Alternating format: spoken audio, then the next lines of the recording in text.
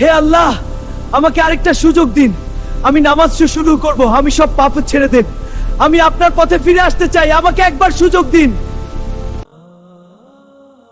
আমি তো শুধু একটু ফোন ব্যবহার করছি, নামাজ তো পরেই পড়বো। এখন উঠতে ইচ্ছা করছে না। সময় তো অনেক আছে সামনে, এত তাড়াহুড়ো করার কি দরকার।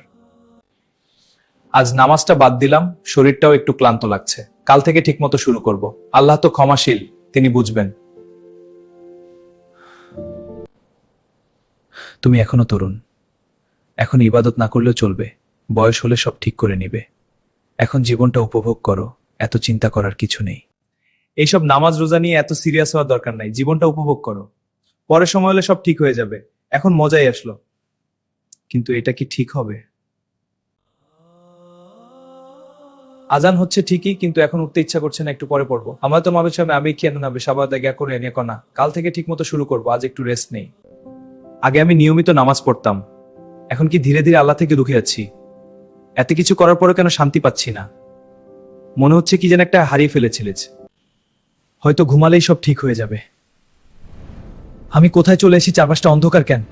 এই জায়গাটা এত ভয়ঙ্কর লাগছে কেন? আমার খুব ভয় লাগছে। তুমি কি ভেবেছিলে তোমার প্রতিটা কাজের হিসাব হবে না? আমি তো মনে ছিল পরাশর পরিষাবিলাম। ইনিতেও পুরো পরিসর করবে শিখো। আবু আমাকে আসতেছে।